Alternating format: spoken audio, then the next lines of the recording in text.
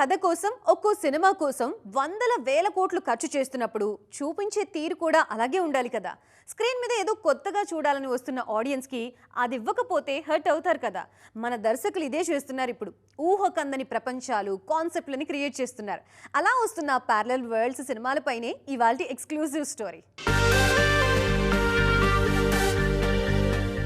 మరో లోకంలో జరిగే కథ అంటే మనకు వెంటనే గుర్తుకొచ్చే సినిమాలు అవతార్. కానీ మన దగ్గర కూడా అప్పుడప్పుడు అలాంటి మ్యాజికల్ స్టోరీస్ వస్తుంటాయి. తాజా బడ్జెట్ పరిమితులు లేవు కాబట్టి మన మేకర్స్ అలాంటి కథలని రాస్తున్నారు.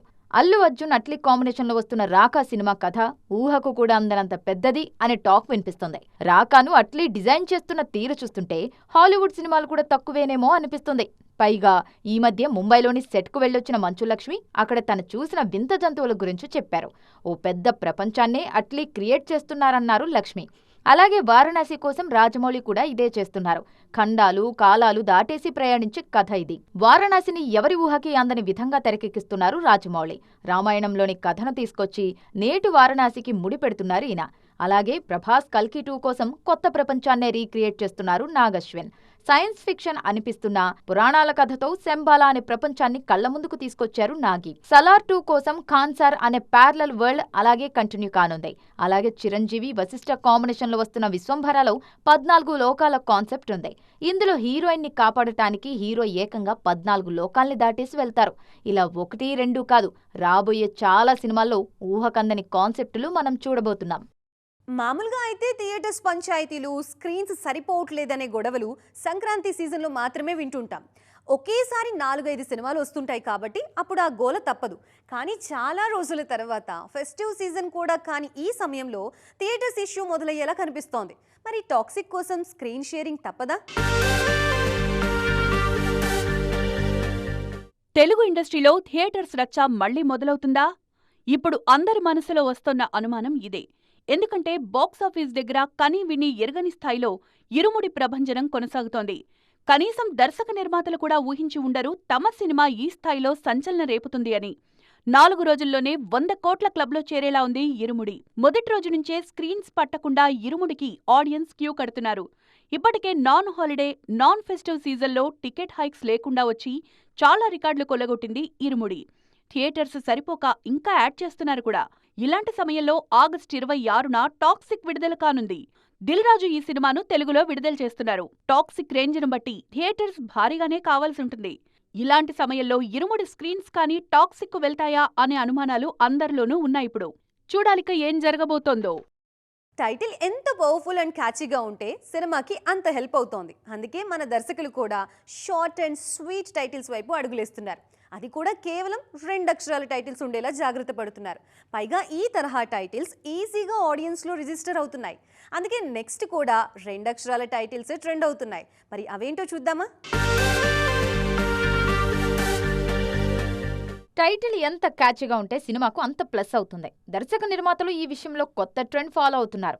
2 అంటే 2 అక్షరాల టైటిల్తో వస్తున్నారు. మొన్న మధ్య చరణ్ సినిమాకు పెద్ది అనే టైటిల్ పెట్టారు బుచ్చిబాబు. టైటిల్ చిన్నదైనా సినిమా ఇంపాక్ట్ బాగానే చూపించింది. అలాగే డీసీ కూడా 2 అక్షరాలే, కానీ కలెక్షన్లు 100 కోట్లకు పైగానే వచ్చాయి. తను దర్శకుడిగా ఉన్నప్పుడు ఖైదీ, కూలీ లాంటి 2 అక్షరాల టైటిల్తో మ్యాజిక్ చేసిన లోకేష్ కనకరాజ్ హీరోగా మారాక డీసీ అనే సింపుల్ టైటిల్తో వచ్చి సెన్సేషన్ క్రియేట్ చేశారు. అలాగే గతేడాది పవన్ కళ్యాణ్ కంబ్యాక్ సినిమాగా నిలిచిన ఓజీ టైటిల్ కూడా 2 అక్షరాలే. ఈ సినిమా సీక్వెల్ కూడా వస్తుంది. ఇప్పుడు ఆల్రెడీ వచ్చిన సినిమాలే కాదు, నెక్స్ట్ రాబోయే పెద్ద సినిమాలకు కూడా చాలా వరకు 2 అక్షరాల టైటిల్సే కనిపిస్తున్నాయి. ప్రభాస్, హను రాఘవపూడి కాంబినేషన్లో వస్తున్న సినిమాకు ఫౌజీ అనే టైటిల్ పెట్టారు. అలాగే చిరంజీవి, బాబీ కాంబినేషన్లో వస్తున్న సినిమాకు కాకా అనే టైటిల్ ఖరారు చేశారు. ఈ సినిమా సంక్రాంతి కానుకగా జనవరి 13న విడుదల కానుంది. చిరంజీవి కాకా అయితే అల్లు అర్జున్ రాకా అంటూ వచ్చేస్తున్నారు. ఇక గోపీచంద్ హీరోగా నటిస్తున్న కొత్త సినిమాకు సింగా అనే టైటిల్ పెట్టారు. తాజాగా బాలయ్య, గోపీచంద్ మలినేని సినిమాకు దాదా లేదా గాడ్ టైటిల్స్ ను పరిశీలిస్తున్నారు. ఈ 2 కూడా 2 అక్షరాల టైటిల్సే. మొత్తానికి దర్శకులు వీలైనంత వరకు తమ టైటిల్స్ షార్ట్ అండ్ స్వీట్ గా ఉండేలా చూసుకుంటున్నారు. గాయాల నుంచి ఇప్పుడిప్పుడే కోలుకుంటున్నారు హీరోలు. రెస్ట్కి రెస్ట్ ఇచ్చి షూటింగ్స్ వైపు అడుగులేస్తున్నారు. చిరంజీవి మాత్రం చిన్న బ్రేక్ ఇచ్చారు. మరికొందరేమో నెక్స్ట్ సినిమాల కథలు వినే పనిలో బిజీగా ఉన్నారు. మాక్సిమం హీరోలంతా షూటింగ్స్తోనే బిజీగా ఉన్నారు. మరి ఎవరి షూటింగ్ ఎక్కడ జరుగుతుంది, ఎవరేం సినిమాలు చేస్తున్నారో చూద్దామా? ముందుగా హెలో నేటివ్ స్టూడియోలో జరుగుతున్న షూటింగ్స్ను చూద్దాం. నాని, శ్రీకాంత్ వదిల చేస్తున్న ప్యారడైజ్తో పాటు సర్వానంద్ భోగి సినిమాల షూటింగ్ కూడా అక్కడే జరుగుతోంది. ప్రభాస్, ఫౌజీతో పాటు గోపీచంద్, వెంకట్ కాంబినేషన్లో వస్తున్న సింగా షూట్ అల్యూమినియం ఫ్యాక్టరీలో జరుగుతుంది. అల్లు అర్జున్ రాకా షూట్ కొన్ని నెలలుగా ముంబైలోనే జరుగుతుంది. వారణాసి షూట్ గత 2 నెలలుగా శంషాబాద్ తాహిర్ స్టూడియోలో జరుగుతుండగా, Venkatesh, Kalyan Ram, Anil Ravipudi multi starrer shooting Aziz నగర్లో జరుగుతోంది. నాగార్జున 100వ చిత్రం షూట్ ప్రస్తుతం మైసూర్లో జరుగుతోంది. రిషబ్ శెట్టి, ప్రశాంత్ వర్మ కాంబోలో తెరకెక్కుతున్న జై Hanuman shooting Ramoji film city పరిసర ప్రాంతాల్లో జరుగుతోంది. శ్రీ విష్ణు, రామ్ అబ్బరాజు షూట్ తో పాటు సాయి ధరమ్ తేజ్ నటిస్తున్న సంబరాల ఏటిగట్టు సినిమా షూట్ కొన్ని వారాలుగా శంకర్పల్లిలో జరుగుతుంది. విజయ్ దేవరకొండ, రష్మిక మందాన, రణబాలి షూటింగ్ గండిపేటలోనే 6 వారాలుగా నాన్ స్టాప్ గా జరుగుతుంది. రామ్ చరణ్, ఎన్టీఆర్, బాలయ్య లాంటి హీరోలు ప్రస్తుతం రెస్ట్ తీసుకుంటున్నారు. మామూలుగా గ్యాప్ తీసుకోవడానికి అస్సలు ఇష్టపడిన హీరోల్లో అల్లరి నరేష్ అందరికంటే ముందుంటారు. కానీ ఈయన కూడా సినిమాకి ఏడాది గ్యాప్ తీసుకుంటున్నారు. మరి ఇంతకీ అల్లరి హీరో ఏం చేస్తున్నారు? ఆ మధ్య ఆల్కహాల్ అన్నారు, ఇప్పుడేమో రంభా, ఊర్వశి, మేనక అంటున్నారు. సీరియస్ రూట్ కాదని కలిసొచ్చిన కామెడీ వైపే అల్లరోడు వచ్చేస్తున్నారా? గ్యాప్కే గ్యాప్ ఇచ్చి వీలైనంత వేగంగా సినిమాలు చేయడంలో అల్లరి నరేష్ రూటే వేరు. అందుకే 20 ఏళ్లలోనే 60 సినిమాలకు పైగా నటించారీయన. అయితే వరుస ఫ్లాప్ల నేపథ్యంలో కాస్త గ్యాప్ తీసుకొని నాంది నుంచి కొత్త రూట్ ఎంచుకున్నారు నరేష్. కామెడీకి బ్రేక్ ఇచ్చి సీరియస్ సినిమాలు చేశారు. కానీ అవి కూడా బెడిసి కొట్టేసరికి మళ్లీ ఎంటర్టైన్మెంట్ వైపే వచ్చేస్తున్నారు. గతేడాది 12 ఇయర్ రైల్వే కాలనీ తర్వాత నరేష్ నుంచి సినిమాలే రాలేదు. సితారా ఎంటర్టైన్మెంట్స్లో ఆల్కహాల్ సినిమా చేసినా కూడా దాని అప్డేట్స్ రాలేదు. ఆ మధ్య టీజర్ వచ్చింది అంతే. ఆ తర్వాత అంతా సైలెన్సే. ఈలోపు రంభా, ఊర్వశి, మేనక అంటూ వచ్చేస్తున్నారీయన. సెప్టెంబర్ 4న విడుదల కానుంది ఈ చిత్రం. తాజాగా విడుదలైన ట్రైలర్ హిలేరియస్గా ఉంది. చంద్రమోహన్ చింతాడా తెరకెక్కిస్తున్న రంభా, ఊర్వశి, మేనక సినిమా ఫ్యాంటసీ టచ్తో వస్తుంది. అన్నపూర్ణ స్టూడియోస్ విడుదల చేస్తున్న ఈ సినిమాని హాస్య మూవీస్ నిర్మిస్తుంది. అనుకోని పరిస్థితుల్లో భూమి మీదకి వచ్చిన రంభా, ఊర్వశి, మేనక ఏం చేశారు, వాళ్ల నుంచి నరేష్ ఎలాంటి ఇబ్బందులు ఫేస్ చేశారు అనే కథతో వస్తుంది. మరి ఈ సినిమా నరేష్ కోరుకున్న విజయాన్ని తీసుకొస్తుందో లేదో చూడాలి. ప్రశాంత్ వర్మ ఏం చేస్తున్నారు? హనుమాన్ తర్వాత ఈయన నుంచి సినిమాలే రాలేదు.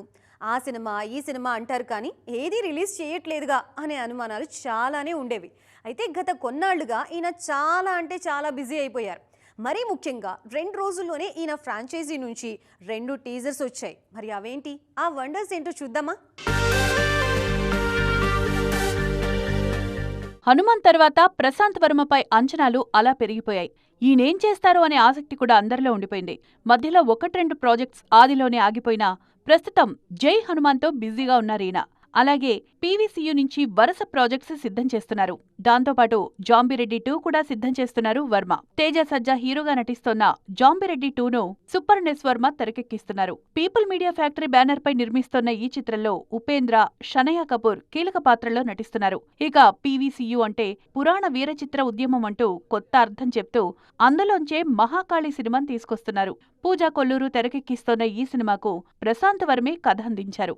తాజాగా ఇందులోంచి అక్షయ్ ఖన్నా పోషిస్తోన్న శుక్రాచార్య వీడియో విడుదల చేశారు మేకర్స్. ఇది కూడా పురాణాల నుంచి తీసుకున్న కథే. ఇదే పీవీసీయూ నుంచి అధిరా సినిమా కూడా రానుంది. జై హనుమాన్ ఇదే ఫ్రాంచైజీ నుంచి వస్తున్న కథ.